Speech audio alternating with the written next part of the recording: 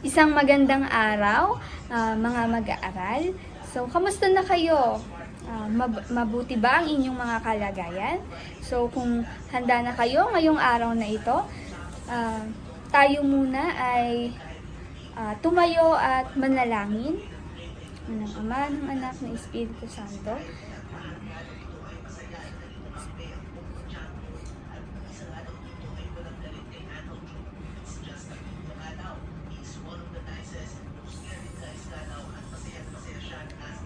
So, bago magsiupo ang lahat, pulutin muna ang ating mga kalat sa ating mga ilalim ng upuan at ayusin ang ating mga upuan. So, kung okay na, maaari na tayong magsiupo. Okay? Kung okay na ang lahat, okay lang ba ang inyong mga kalagayan ngayong araw na ito? Okay, handa na ba kayo sa ating panibagong talakayan? So, bago tayo magsimula ngayong araw na ito, nais ko munang malaman kung sino ang liban sa ating klase. Mahusay naman at walang absent ngayong araw na ito. Parang first time ko atang makita na present ang lahat sa klase na ito. So, kung present ang lahat, nais ko munang pasimulan ang ating araw ng isang maikling balitaan. So, sinong nais na magbalita ngayong araw na ito? Okay, magbalita na. Magpunta sa unahan.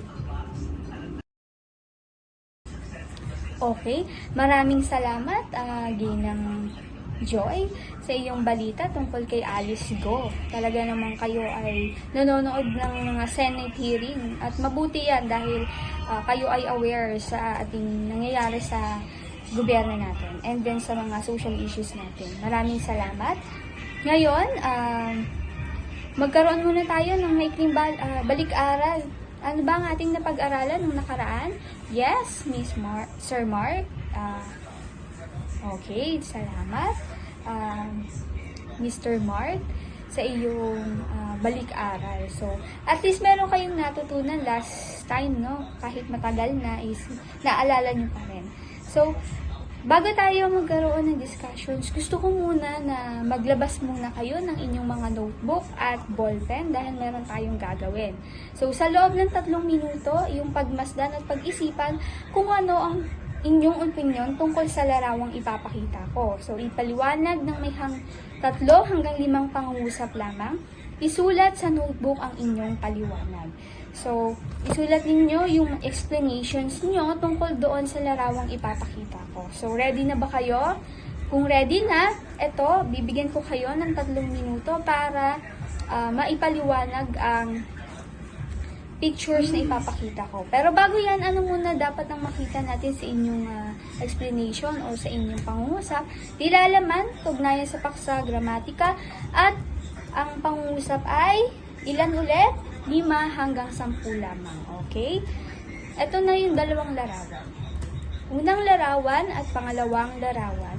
3 minuto, magsulat na kayo ng inyong paliwanag sa inyong notebook.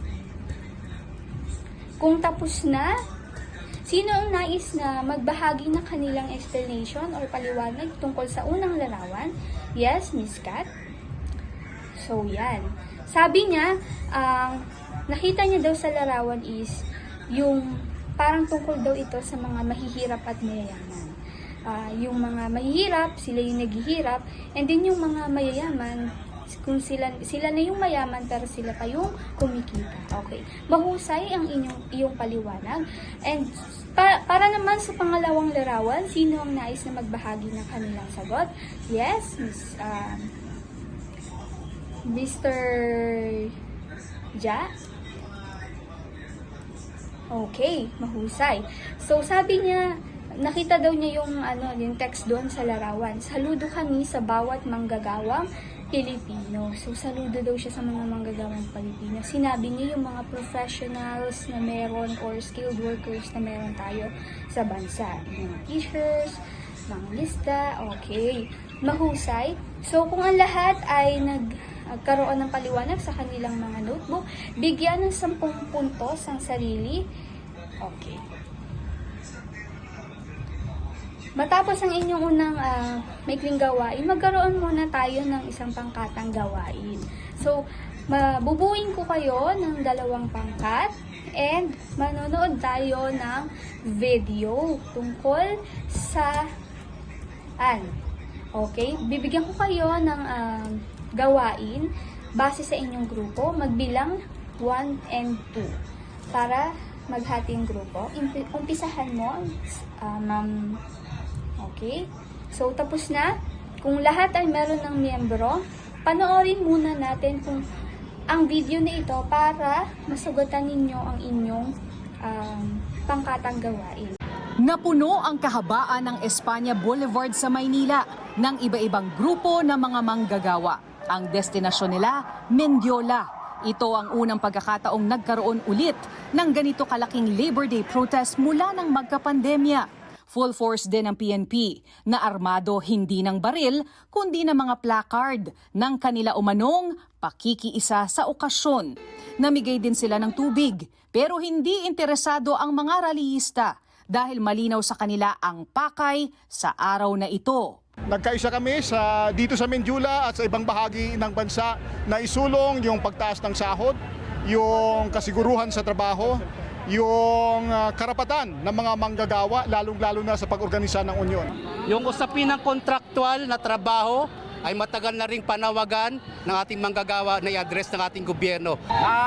Nakakalungkot na sa unang Mayo 1 ni Presidente BBM Jr. nauna pa ang mga kano kaysa mga Pilipino na asikasuhin. Nasa Estados Unidos ngayon ang Pangulo para sa 5 araw na official visit na susundan ng pagdalo sa coronation ni King Charles sa UK. Pero sa job fair ng Department of Labor and Employment kahapon, siniguro ng Pangulo na tinutugunan ang mga problema ng manggagawa sa pamamagitan ng pagpaparami ng investments at trabaho. Nagpapasalamat din ang Pangulo sa malaking ambag ng mga manggagawa sa ekonomiya. Ngayon ay pinaparangalan natin ang mga bumubuo ng ating sektor ng paggagawa. Silang nagbabahagi ng kanilang kaalaman at kasanayan upang patuloy na maitaguyod ang isang maunlad at produktibong Pilipinas. Habang pinag-aaralan ng DOLE ang mga petisyon para sa taas sahod, may pansamantalang mga solusyon ang pamahalaan. Sa ngayon po, ang nakikita naman ng mga hakbangin natin is complementation. Kadiwa ng Pangulo para sa mga manggagawa. Meron nga po ngayon, malawakang job fair. May 40 job fair ang DOLE sa pagdiriwang ng Labor Day. Mula kahapon, 15,000 na ang aplikante at halos 700 ang hired on the spot. May mga nabigyan din ng training at livelihood.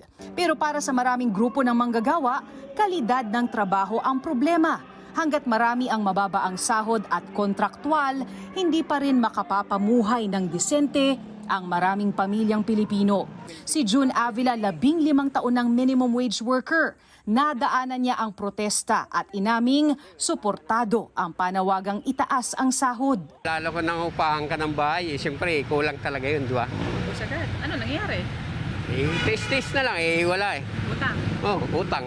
Panawagan ng ilang labor group kay Pangulong Marcos, suportahan ang mga hakbang para makatikim ng taas sahod ang lahat ng mga manggagawa sa buong bansa. Merong mga batas, proposed bills para itaas ang sahod. Baka yun ang dapat niyang pinututukan. Nakahain ang mga bills para sa legislated wage hike sa Senado at Kamara. May humihingi ng dagdag na 150 pesos sa arawang sahod, mayroon ding 750. Pero sa mga nagprotesta, kahit magkano pa, importanteng maiangat ang sahod para makapamuhay sila ng maayos at disente. Zen Hernandez, ABS-CBN News.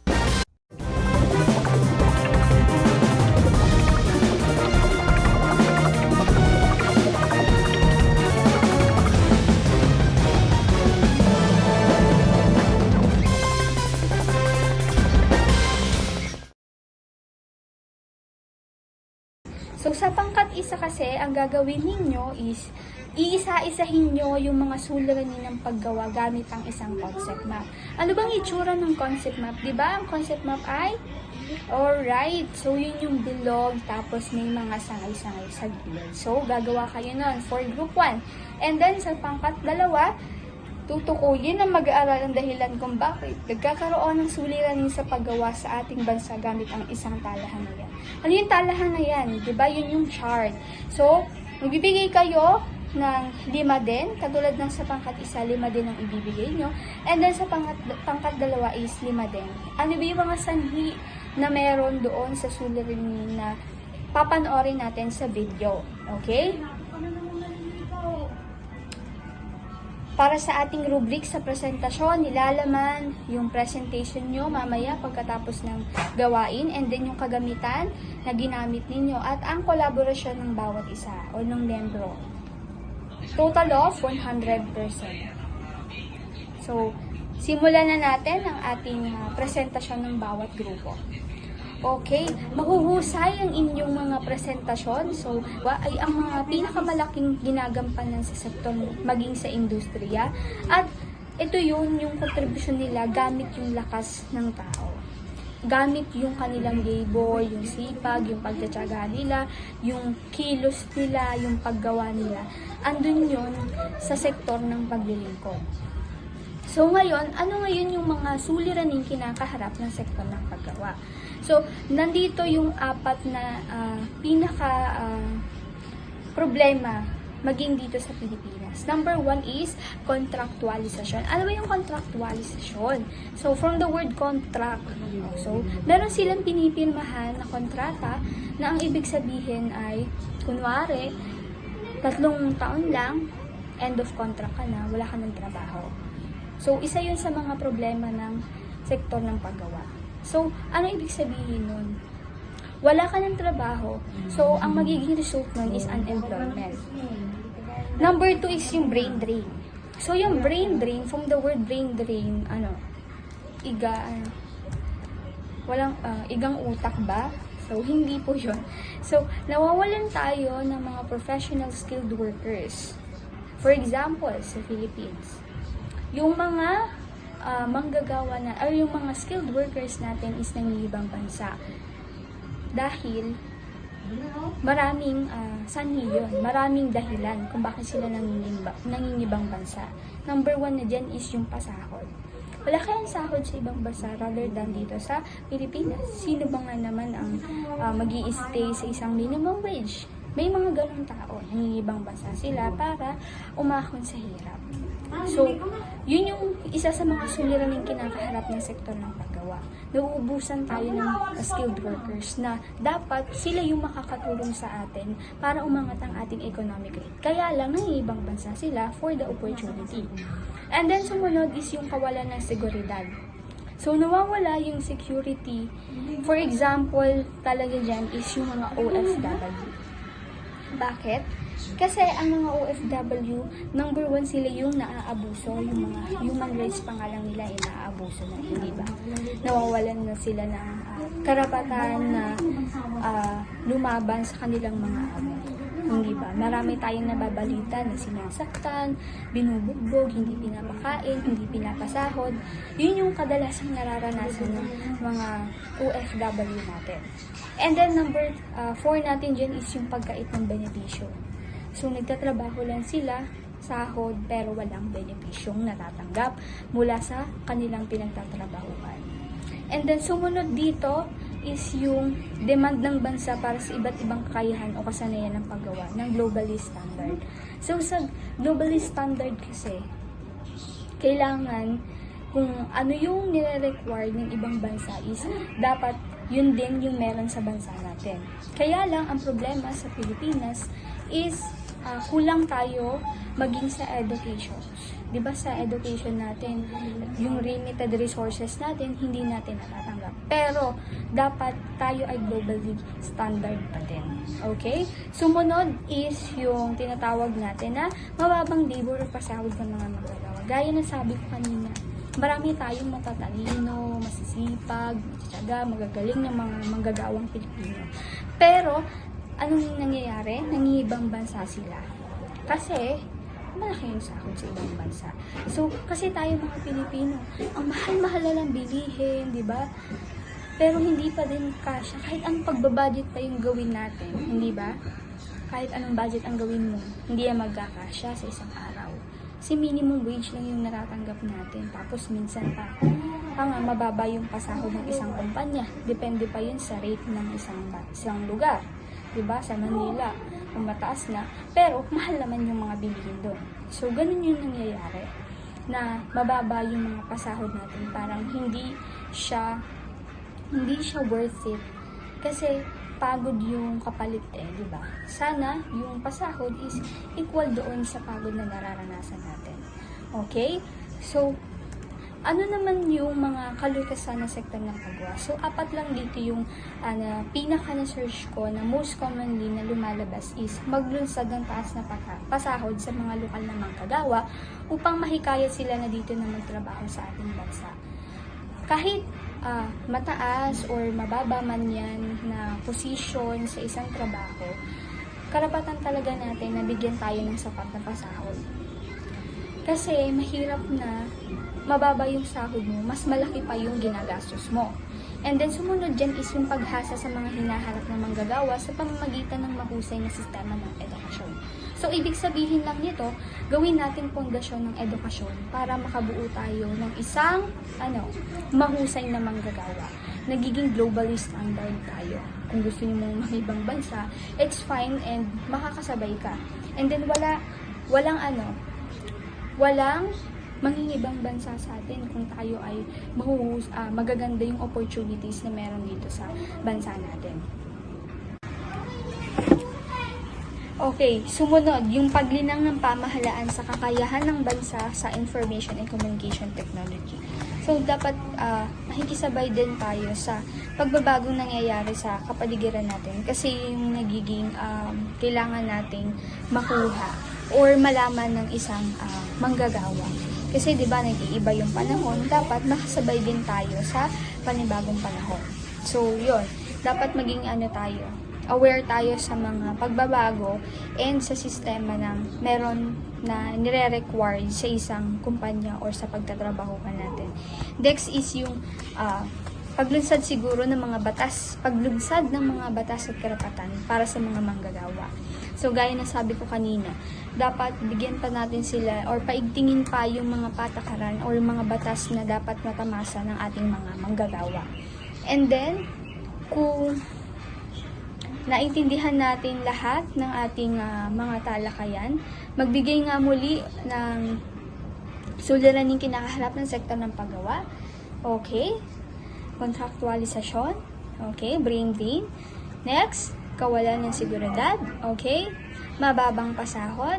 Next, okay, cool. So, naiintindihan naman natin yung mga konsepto, yung mga suliraning kinakaharap ng sektor ng paggawa. So, ano nga muli ang sektor ng paggawa? Yes, alright, pinakamahalagang salik ng produksyon kasi sila yung gumagawa ng isang produkto or gumagawa sila ng isang produkto. Okay. So, ngayon kung wala na kayong katanungan, magkaroon muna tayo ng isang gawain. Paunlarin ang iyong pag-unawa tungkol sa kahalagahang ginagampanan ng sektor ng paggawa sa pamamagitan ng pagsulat ng liham sa isang buong papel. Isulat ang nais ihayag sa manggagawang Pilipino mula 5 hanggang 10 pangungusap na may 2 talata. So, gawin ito sa inyong papel. Kung tapos na ang inyong letter para sa mga manggagawang Pilipino, maaari bang ipasa ang inyong papel sa harapan? Okay, kung dumakon na tayo sa panibagong gagawa kayo ng isang bukas na liham. So, nais ko ng laman ng inyong bukas na liham is may organisasyon, ugnayan dun sa paksang ating tinalakay, at syempre yung grammatical at technical na may kabuuang puntos na 15.